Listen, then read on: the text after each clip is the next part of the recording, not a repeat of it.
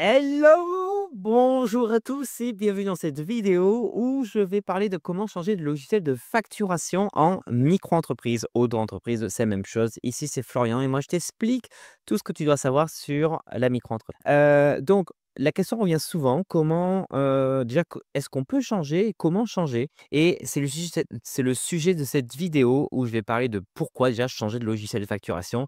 Est-ce qu'on a le droit de changer? Comment on fait pour passer d'un logiciel à un autre? Et je donnerai surtout mes conseils à la fin. La première question, bien sûr, c'est se dire pourquoi changer? Eh bien, parce que certains logiciels sont devenus obsolètes. Par exemple, MyAE qui récemment a arrêté d'exister parce que je pense qu'il ne pouvait pas être conforme à la facturation électronique. C'était un logiciel de facturation qui était gratuit, c'est bien, mais l'interface un peu désuète et du coup, ben, ils ont arrêté. Je prends aussi l'exemple de Henry qui existe encore, qui je pense peut-être sera prêt pour la facturation électronique, mais qui malheureusement, franchement, je le trouve pas super pratique. L'interface est assez vieillotte, désolé Henry, mais là encore j'ai fait des tests avec le logiciel et je trouve que c'est pas le plus pratique et donc l'interface graphique n'est pas super au point, par rapport à d'autres logiciels qui viennent d'apparaître, ces dernières années. Pas conforme à la facturation électronique. Alors vous le savez, vous l'entendez, il y a la facturation électronique qui arrive. Alors ne vous inquiétez pas pour les micro-entrepreneurs, ça sera en 2017, 2027 pardon, sauf s'ils reportent encore une fois. Mais il faut quand même s'y préparer parce qu'il y a une partie où on va devoir recevoir des factures sur un logiciel PDP, plateforme de dématérialisation partenaire et du coup, on va commencer à nous pousser à avoir un logiciel de facturation qui est certifié en gros par l'État, pour des formats de facture très spécifiques et voilà et certains logiciels ne sont pas, encore et ne le seront peut-être p jamais en fait et après manque de fonctionnalités. Aujourd'hui, il y a des logiciels qui permettent de faire la déclaration URSSAF, la déclaration de TVA et cetera et certains vieux logiciels ne permettent pas de le faire. Maintenant qu'on a vu pourquoi changer, est-ce qu'on peut le faire? Donc oui, c'est possible. On peut changer de logiciel de facturation un peu quand on veut. Attention, il faut quand même respecter certaines règles. On peut le faire peu importe dans l'année. Moi, je recommande si possible en début de mois ou dans l'idéal en début d'année. Bon, voilà, si vous pouvez le faire en début de mois, c'est encore mieux. C'est-à-dire en gros, avant de faire votre première facture du mois. C'est ce que j'appelle début du mois. Voilà. Et surtout avoir une numérotation spécifique. Alors pourquoi? Je vais vous montrer ça, pour vous prouver que vous pouvez avoir un logiciel de facturation, mais aussi on peut en avoir 3 différents, peu importe les activités que vous exercez et je vais vous le prouver. Ici, on est sur le BOFIP qui est un peu le bulletin officiel des finances publiques et impôts et qui explique un peu l'exercice de la loi, comment elle fonctionne et là, il est expliqué que la numérotation des factures peut être établie dans ces conditions par série distincte. Donc, lorsque les conditions de l'exercice de l'activité le justifient, l'assujetti doit faire des séries distinctes, un usage conforme à leur justification initiale. Et donc, il se dit qu'il en résulte que pour chaque série distincte de factures, les assujettis peuvent utiliser un système de numérotation propre pour chaque série, qu'elle soit continue, il faut qu'elle respecte ces conditions, que la numérotation soit effectivement chronologique. Et voilà, à titre d'exemple, justifier l'utilisation de séries de factures distinctes, l'existence de plusieurs sites de facturation pour une même entreprise. Donc, ça peut être plusieurs endroits où vous facturez et aussi plusieurs logiciels de facturation, plusieurs catégories de clients, et l'utilisation par un même assujetti de plusieurs modalités d'émission de facture rendant difficile l'utilisation d'une série unique. Autofacturation, facturation pour compte d'un tiers, facturation électronique, facturation papier. Donc là, c'est si on a plusieurs systèmes de numérotation. Tant qu'ils respectent les conditions que là, qu'elles soient chronologiques, continues et cetera, normalement, ça pose pas de problème. OK? Donc, précautions à prendre. Déjà, sur l'ancien logiciel, il va falloir exporter toutes les factures que vous avez réalisées. Si possible, un export avec des mentions PDF, si possible, des factures. Je vais vous donner un petit exemple après. Export des recettes, donc tout ce qui est transactions et cetera. Souvent, ça va être des fichiers CSV ou des fichiers XLS, les fichiers Excel et export de la base clientèle. Alors la base clientèle, c'est pas une obligation, c'est vraiment si vous voulez l'importer dans le nouveau logiciel et quand je vous le dis, le faire si possible, pour démarrer sur le nouveau logiciel en début de mois ou d'année. Donc je prends un exemple, par exemple, sur, Henry. Henry qui est ici, on a un truc où on peut exporter donc les articles, on peut exporter les différentes bases de clients, export Excel. On a un journal des ventes ici qu'on peut exporter, imprimer, exporter. Moi, je ferai les 2 et on a un historique des lignes aussi ici qu'on peut, aussi exporter. Donc là, c'est plus ce qui ressemble au livre de recettes qui peut être pas mal. Voilà. Pourquoi exporter tout ça? C'est pas une obligation, mais en cas de contrôle, on peut le demander. Donc moi, je vous invite à récupérer tout ça parce que si demain le logiciel a un souci, c'est-à-dire que, n'est plus disponible en ligne, au moins vous aurez l'export de, toutes ces informations. Et dans certains cas, certains logiciels permettent de faire l'import, c'est-à-dire importer toutes ces données pour éviter de retaper les bases clients, les différents types d'articles, et cetera. Donc, accès au nouveau logiciel, qu'est-ce qu'on fait dès qu'on a s'est inscrit sur le nouveau logiciel? Donc, vous pouvez le faire là aujourd'hui, par exemple. Vous pouvez vous dire: «Tiens, aujourd'hui, je m'inscris sur un nouveau logiciel et j'attends, par exemple, le 1er juillet pour faire ma première facture dessus».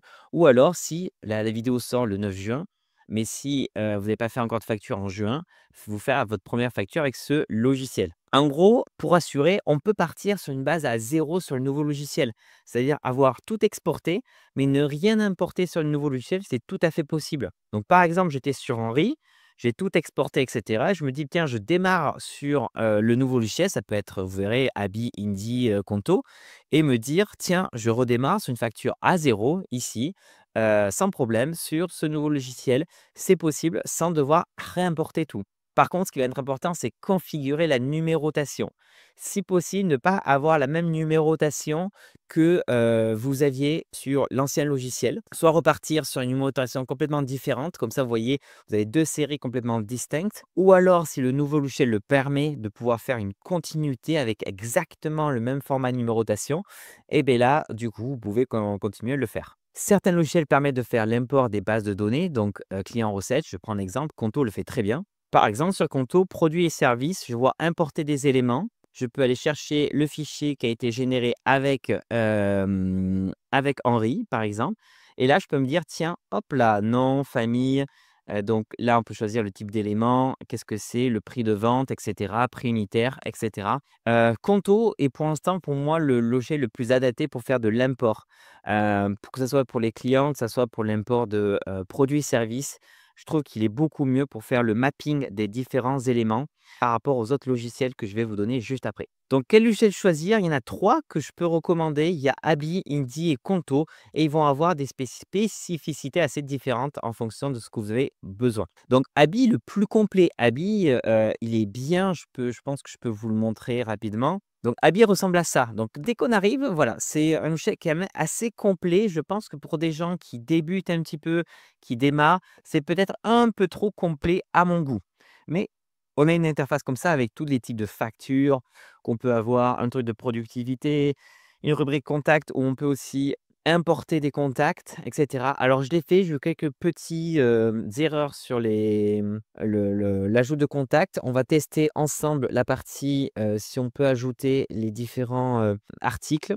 Donc je vais essayer de le faire en live avec vous, importer les articles, sélectionner le fichier. Donc là, j'ai mis mon fichier, liste des articles, je fais importer et la famille, image, alors c'est quoi alors? Prix, colonne à importer. Là, je le trouve moins facile à comprendre le truc. Unité, dernière mise à jour, prix de vente TVA, mais c'est TVA, prix de vente hors taxe. C'est peut-être mon prix unitaire hors taxe. Famille, je ne sais pas ce qu'ils appellent la famille. Désignation, référence. On va essayer. Ils veulent pas que je l'importe. Pourquoi? Type d'article et c'est peut-être ce qu'ils appellent famille. On va essayer, on va voir. Êtes-vous sûr? On confirme. Apparemment, si ça s'est importé, prestation de service, mais là, ça s'est trompé. Il m'a pas mis la bonne référence.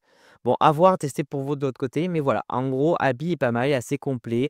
Vous avez une option gratuite. Donc, ces 3 logiciels sont gratuits. Par contre, Abi a des options payantes. Je vous les montre tout de suite. Donc, payer à l'année ou mensuel.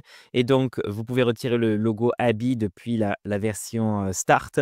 Vous avez la facturation, les acomptes qui démarrent à partir du Start. Donc, sur l'offre payante, les acomptes. Et la déclaration URSSAF sur l'offre payante à 8 € par mois, enfin pardon, 11 € par mois sans la réduc. Sachant qu'avec le code LAMICROBYFLOW, vous avez, une remise appliquée, alors je pense qu'elle est de 25 sur les différents, formules payantes. donc de Abi, code la Microbyflow quand vous passerez sur une formule payante. Après, il y a Indy, Indy qui est pour moi le plus simple et surtout avec un compte bancaire professionnel gratuit, compris. Donc vraiment, pareil, Indy il est gratuit et il y a, donc une partie pilotage et une partie, directement, donc vous pouvez voir tous les revenus, les dépenses qui sont arrivées, les différentes transactions. Vous avez votre compte pro, si vous voulez en ouvrir un, vous pouvez l'ouvrir directement avec, Indy et la facturation, je la trouve super chouette. Vous voyez, l'interface est beaucoup plus épurée et la partie créer une facture, vous voyez, on peut directement, aller choisir ses clients.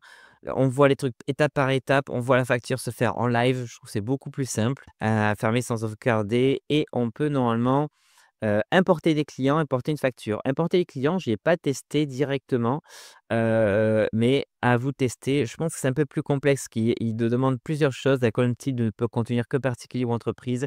Ils expliquent plusieurs choses, mais c'est un peu complexe leur import, ici de leur côté. Par contre, c'est bien, compte bancaire professionnel gratuit, la facturation gratuite et les offres payantes d'Indy, il y en a qu'une seule et qui permet donc elle est à 16 € par mois si on prend au mois ou 12 € par mois si on prend, à l'année et permet de faire la déclaration URSSAF, la déclaration de TVA si on est redevable à la TVA et d'avoir aussi le livre de recettes directement, dans la formule, payante et alerte au dépassement des seuils. Ça, c'est trop bien. Si vous avez dépassé les seuils, Indy vous l'alerte, ce que devrait faire normalement le gouvernement, mais là, c'est Indy qui le fait. Indy, vous avez le lien d'affiliation. Je le recommande, Indy, pour, toutes les activités qui sont dites BNC, donc les activités libérales, la communication, le design, la médecine douce, coaching, expertise, toutes les activités dites intellectuelles. Je recommande Indy parce que il a été fait pour les activités BNC, et je le trouve moi, très bien, surtout si on veut un logiciel pas trop compliqué, enfin pas trop compliqué, pas trop lourd de fonctionnalités. Là où Abi est très complet, mais peut-être un peu trop pour certaines personnes, moi je recommanderais Indy. Et après il y a Conto, Conto qui est certifié, PDP, donc ça veut dire qu'il est certifié par, l'État pour dire en gros conforme à la facturation électronique et qui est meilleur pour l'import, de clients, l'import de factures et cetera. Pour l'instant, ça c'est bien fait. Par contre, donc il y a l'outil de facturation qui est gratuit, mais derrière il y a un compte bancaire qui est payant. Vous n'êtes pas obligé de le prendre. C'est à peu près, 11 € par mois. Pareil, vous avez un code promo la micro by Flow qui permet d'avoir 3 mois offerts sur ce compte bancaire professionnel. Mais voilà, en gros, du coup, Conto est pas mal si vous voulez avoir un outil de facturation qui peut facturer aussi en langue étrangère, mais surtout, certifié plateforme, de dématérialisation, donc conforme à la facturation électronique et avoir derrière, si vous mettez un peu d'argent, avoir un compte bancaire professionnel, aussi Conto. J'ai Conto, pour ma facturation et pour la partie, compte bancaire. Voilà, là, je suis en société, moi, indirectement. Donc voilà un petit peu mes derniers conseils concernant le passage d'un logiciel à un autre. C'est possible de le faire, c'est possible en début de mois ou en début d'année. On exporte bien la base des infos clients sur les différents logiciels qu'on utilise, par exemple, la base client, la base facture, les produits et services. Voir si on peut faire un import sur le nouveau logiciel, mais moi je recommande pas trop parce que des fois l'import va peut-être casser certaines choses. Donc peut-être recommencer à la mano, peut-être que ça permet de faire un peu le tri, le nettoyage. Donc moi je recommencerai un peu à la mano, sachant que certains logiciels permettent en plus avec directement le SIRET du client d'avoir toutes les informations qui reviennent. Donc voilà, après Abi, Indie, Conto, dites-moi sur lequel vous allez switcher en regardant cette vidéo et je prévois aussi dites-moi si ça vous intéresse, mais je prévois, une vidéo qui explique, vraiment concrètement comment switcher de, Henry à Abi, de Henry à Indy, de, Abi à Conto, de Abi à Indy et cetera. Dites-moi ce qui vous intéresserait, de quel logiciel à quel switcher et je vous ferai des petits mini tutos sur ma chaîne YouTube. Je vous dis à très bientôt pour une nouvelle vidéo sur le micro. Salut, ciao.